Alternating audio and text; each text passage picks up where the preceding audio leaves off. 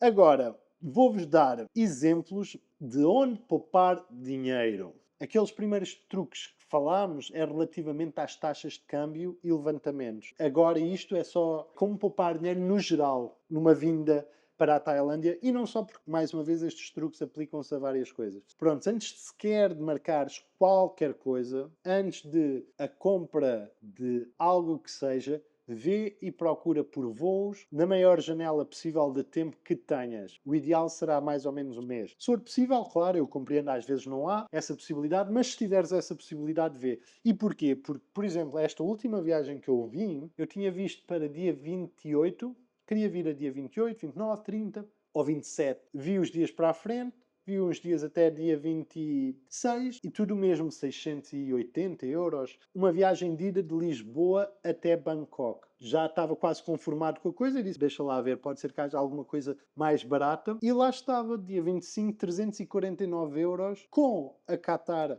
Airways, excelente serviço, duas refeições, a refeição até no voo menor, não é? Depois de Doha para Bangkok, apesar daí não terem vegan, mas pronto, também o que é que podes dizer? Não tens voo direto de Lisboa, por isso, excelente, 340 euros. Essa diferença, esses 300 euros, mais cobriram aqueles dias iniciais que eu estive num sítio muito mais XPTO do que eu normalmente vou, e isso junta-se a outro truque que eu também vou falar a seguir.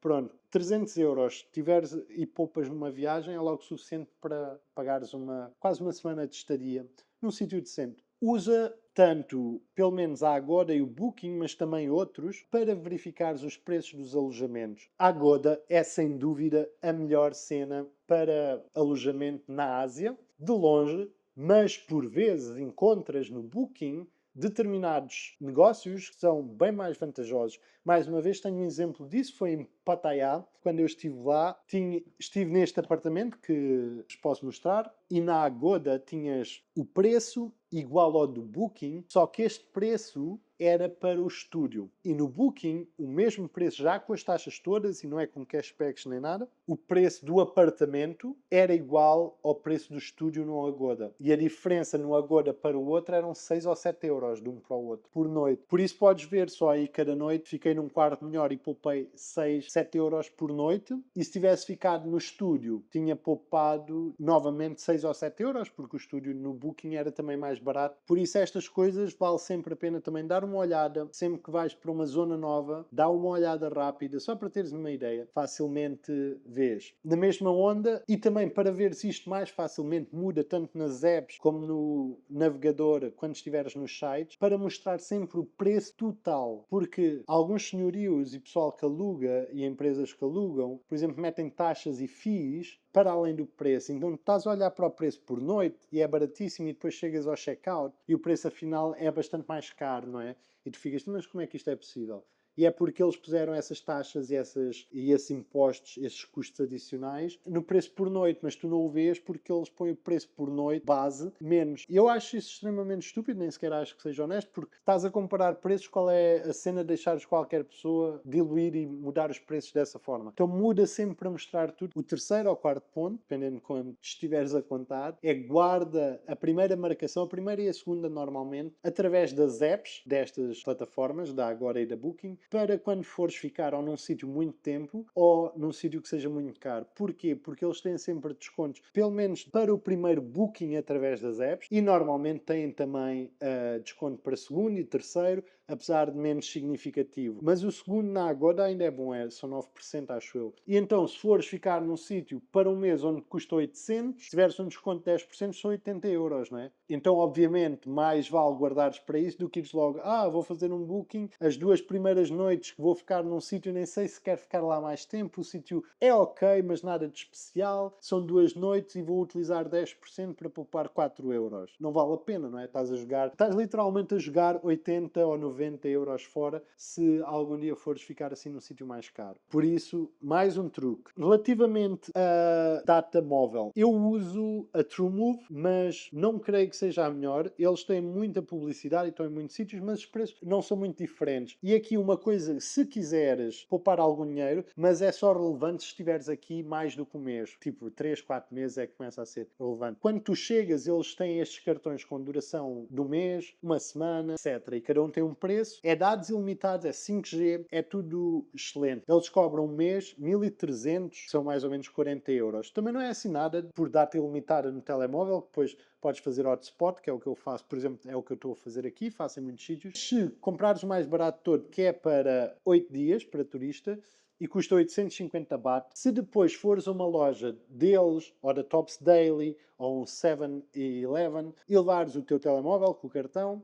e pedires para fazer um top-up, eles metem-te o dinheiro, aquilo estende a validade do teu cartão SIM e depois através do site basta meter o teu número do teu cartão, eles mandam-te uma mensagem com um código, tu verificas o código e ficas ligado logo à tua conta e podes lá comprar os pacotes para 30 dias ilimitado e isso tudo. E aí compras por 400 e poucos baht, 425 baht, 30 dias ilimitado. Ou seja, poupas 425 euros aqui e no final tens mais dias, não é? Porque tens os 8 dias do inicial, que te custou 450 baht. Depois tens o custo dos 450 para renovar os 30 dias. Ou seja, isto dá 38 dias de internet ilimitada no teu telemóvel. E se gastares para mais um mês, não é? Ficares com 68 dias, então gastas os 1.300 euros que te custava 30 dias. Só que tens 68 dias com o mesmo dinheiro, com a mesma rede operadora. Pronto. Mais uma vez, são 425 baht. São só 12 euros que poupas, mas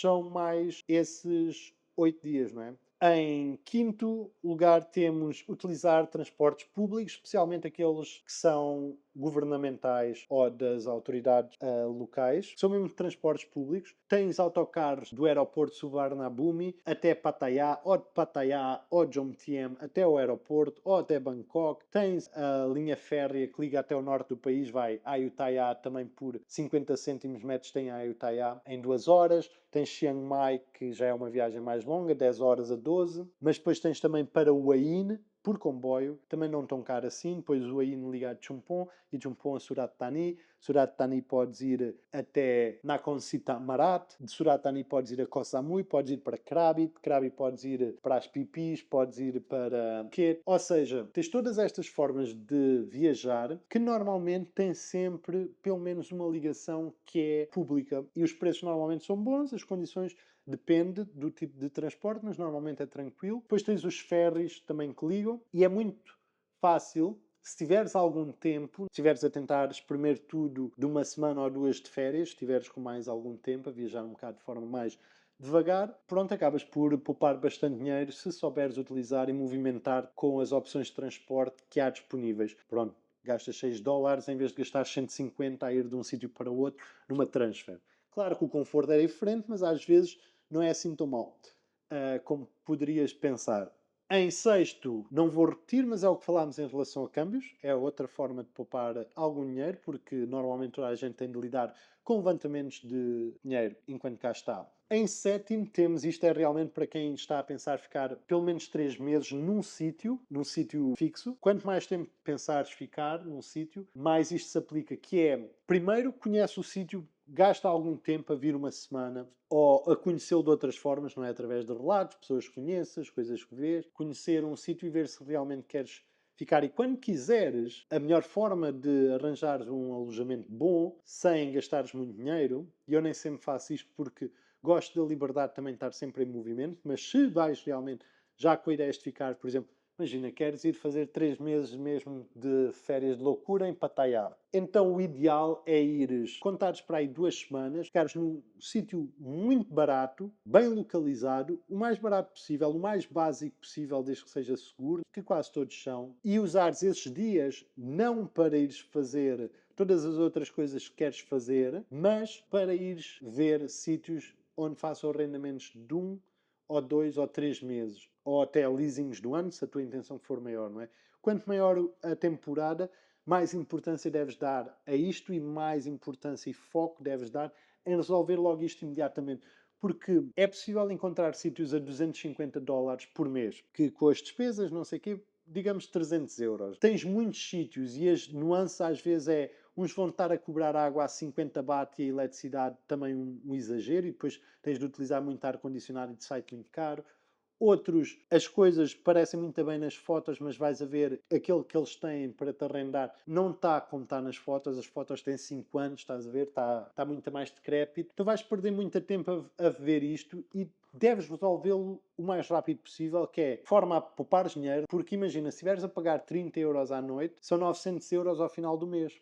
E 30 € não é nada XPTO, é um sítio tudo bem, ok, na Tailândia, mas em época alta também não é em nenhuma zona XPTO vais encontrar nada por esse valor. E já te dá 900 € se estiveres a pagar 300 por mês, poupas 600 €. Esses 600 € é quase para teres uma massagem todos os dias, estarias por mês. A diferença de valores. Então, como dizem, deixa a gratificação um bocado para depois e resolve logo esse assunto e vais poupar muito mais dinheiro e também vais estar mais confortável com todas as coisas sem ter de estar a preocupar.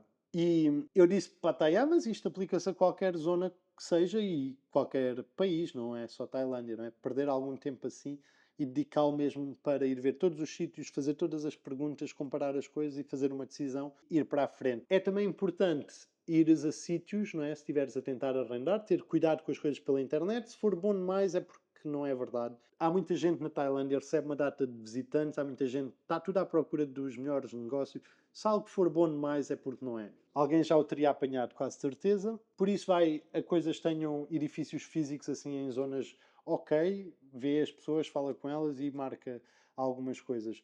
Muitos dos sítios, condomínios assim grandes, dos projetos grandes, têm um escritório de vendas e para arrendamentos. Muitas vezes podes entrar e falar e eles mostram e têm os preços. E há muitas cenas que nem sequer estão online. Muitos sítios tens de ir, tens de os ver nas ruelas e tens de encontrá-los. E são sítios ok, mas não encontras online. E é por isso também que te fazem esses preços mais baratos, porque não estou a pagar as comissões que pagas online. Seguindo esta linha de raciocínio, o oitavo ponto é, apesar de, por vezes, obviamente, não podes procurar quando queres, tens de ir já e é agora que tens de procurar o sítio para ficar. Se tiveres possibilidade, não é? Se tiveres tipo, estás a viajar já como nómada e estás a pensar, ok, vou fazer DTV Visa e vou para a Tailândia e ficar umas temporadas, mesmo que continue a viajar, tenta vir durante a época baixa. Eu cheguei na época baixa, já no final da época baixa, mas ainda é época baixa, e lembro-me, pelo menos em alguns dos sites que eu vi na altura, tanta coisa para arrendar e, entretanto, agora janeiro, mas desde o início de dezembro até agora, muito menos coisas para arrendar comparativamente antes. Agora, não sei se isto é só, está a voltar aos valores anteriores, e sempre foi assim, e só está a vir de uma quebra de procura, ou se vai ser novamente na época baixa assim. Mas, verdade seja dita, quase tudo é mais barato. Claro que há certas zonas que as chuvas e as inundações e isso tudo não é muito aconselhável, mas se planejares bem e pesquisares um bocado, vais ver que é. Podes fazer tudo e não precisas de vir no pico das chuvas, não precisas de vir no pico do monção. Podes vir quando ele está a começar, a época de chuvas, e quando ela está a acabar, que os preços são na mesma muito bons, o estoque é muito maior e vais novamente encontrar melhores negócios, mais desafogado, menos competição e uma estadia mais agradável. Em nono, explora as opções. Isto é, não vais só para sítios. Eu falei em Pattaya, falei em Bangkok, toda a gente conhece estes sítios, não é? Phuket, Phi Phi, Samui, toda a gente sabe esses sítios.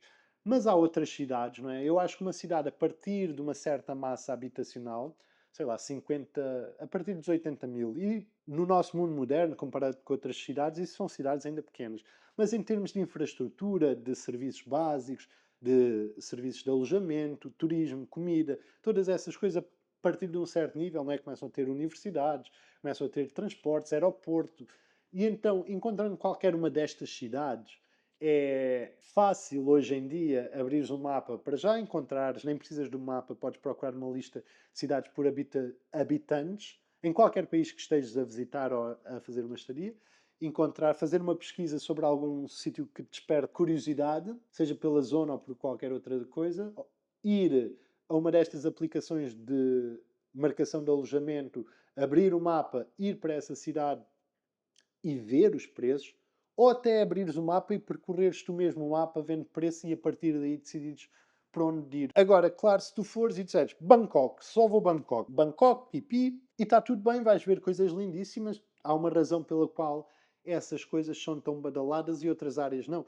Mas se vieres e estiveres a trabalhar ou fores também gostar de estar assim algumas temporadas mais focado a trabalhar ou a fazer alguma coisa, mas mais relaxado, fora da vibe turística, fazer isto desta forma acabas por poupar dinheiro, muitas vezes. Este sítio onde eu estou, 14,10€ por noite. Para teres ideia, fiz 9 noites aqui, acaba em 2 dias, tenho mais 2 noites aqui. E essas coisas é muito difícil, não é? Encontras coisas boas na mesma, mas não encontras coisas a estes valores em certas cidades ou em certas zonas, porque a procura é tanta que os preços nunca vão ser assim. Mas se saíres um pouco, começas a encontrar. Por isso, explora, não é? Vai um bocado, é mesmo anti-rota por vezes. Podes fazer a rota, mas de vez em quando faz um break, procura, especialmente se estiveres a viajar e a trabalhar, é realmente a quantidade de dinheiro que podes poupar é imensa. E acabas por conhecer outras coisas e às vezes tens surpresas muito agradáveis, até podes encontrar no sítio e dizer, olha, na verdade não me importava de morar ali. Mas se só fores para a zona turística, sempre para os mesmos sítios, toda a gente vai, não há essa oportunidade. Porque ninguém vai estar a escrever sobre isto, não é?